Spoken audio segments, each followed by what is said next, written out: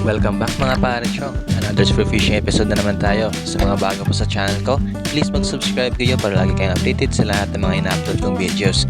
Today's adventure mga parechong, tayo ay namana lang sa tapat ng isla kasi low tide nung pag-alis natin. Kaya ayan, samahan niyo ko sa araw na to. Tayo naman ay mag-hunt ng mga isda gamit ng ating palaging ginagamit na spear gun. Kaya tara, let's go!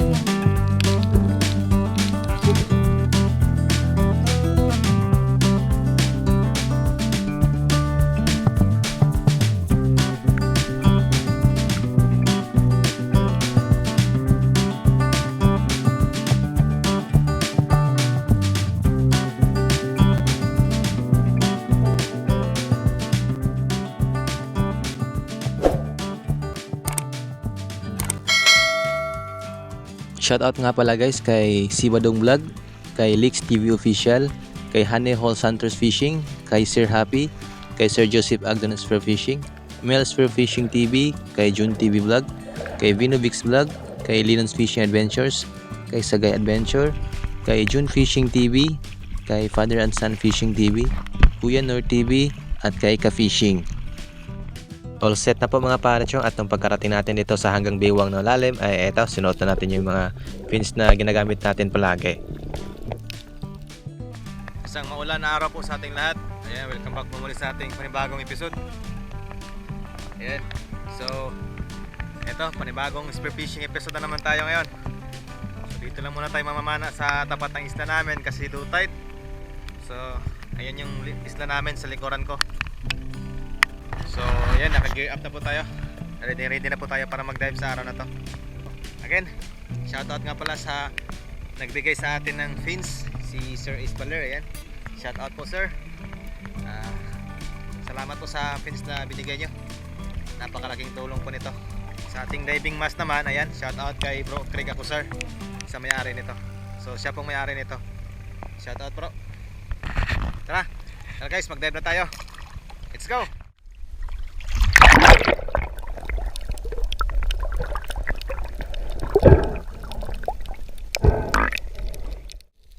Pagkarating ko dito sa spot na to guys ay nakita ko ng dalagang bukid or yung tawag sa amin ay sulid, yung kulay blue. At ayan, agad ko na itong binaba at pinana at ito na yung ating naging unang isda natin sa dive natin ngayon.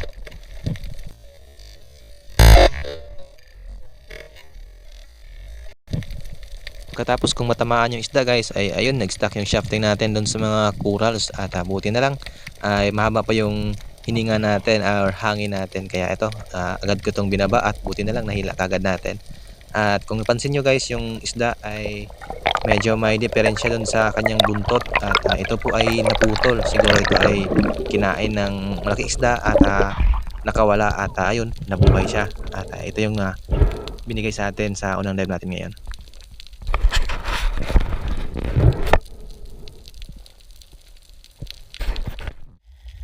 Halos makalipas ang isang oras nating pamamana guys, eto, bago pa nasundan yung huli natin dito sa dive na to, nag-ambush tayo at buti na lang may lumapit na mga isda at mga parrot fish at may kasamang golden spotted rabbit fish or yung buras na local na katawagan sa amin. Ayun, dalawang piraso sila guys at ito, dahan-dahan kong nag-move or minoneuver yung spear gun ko para hindi tayo mahalata. At nung pagkalapit na nasa atin ng isda ay agad ko na itong pinul yung trigger at tinamaan din naman natin. Shoutout din guys kay Sir Danilo Adalim at sa kanyang anak na si Chad Prince Adalin, kay Kevin's Adventure, kay Pai Dexter. Shoutout din kay Rinan Fishing Adventure, kay Kiaxru Fishing, Antonio Dan Termix Vlog, kay Lucasi at kay Ronoreto Meloria. Maraming salamat po.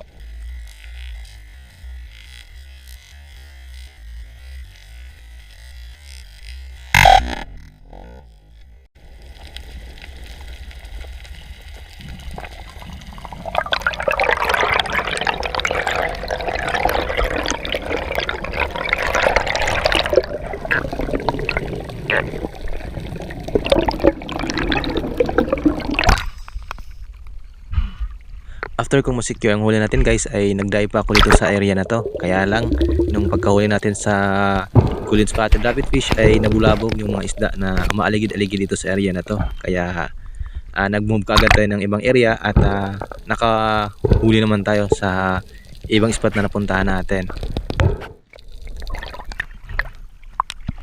At habang ako ay papunta doon guys sa ibang area na pagpapanaan ko ngayong araw na to, ay eto nakasalubong ko tong mga bata dito sa amin.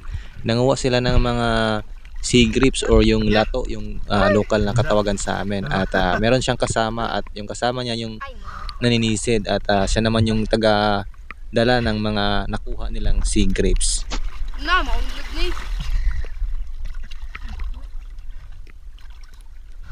Sakay gayud kang, kay dunay malunod din ikang. Hey guys, Nakuha guys.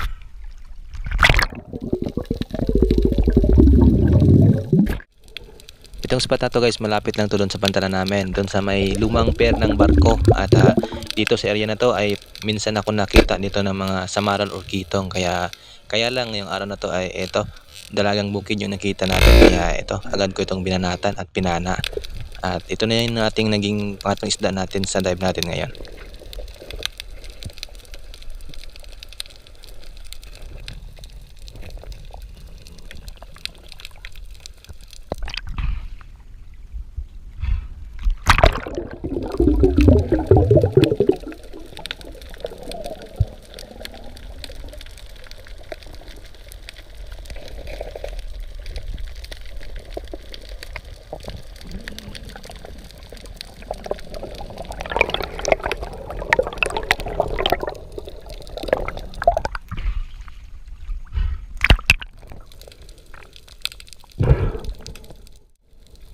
Another na pagsisid guys at panghuling dive na rin natin to sa araw na to. Bali sa dive natin ngayon ay may nakita tayong red grouper. Nakatago dito sa tanggapa dito sa lumang pier ng barko guys. Kaya agad natin itong binaba since matumal yung panain natin sa araw ngayon. Kaya eto, binana ko na lang to para madagdagan yung huli natin. At after nito guys, tayo ay umuwi na kagad dahil tayo po ay pagod na sa pamamana.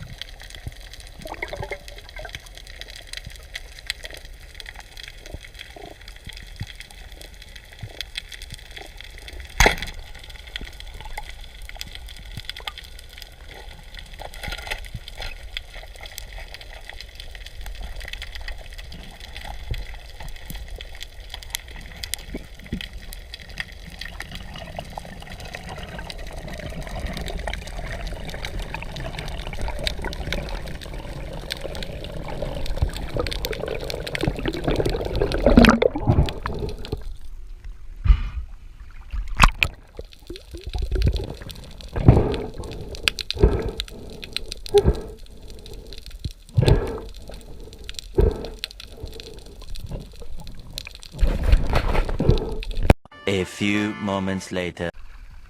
Pagkarating ko naman sa Dalampasigan guys ay agad na may bumili sa mga huli natin. Bali, binilinta natin itong mga nahuli natin, itong 4 na piraso. At since kailangan natin ng pera sa panahon na to. At meron naman tayong naiwan na mga huli, 2 pirasong triggerfish. At yun na lang yung inulam namin at inihaw ko para sa aming panghapunan. Ako salig ko sa imo.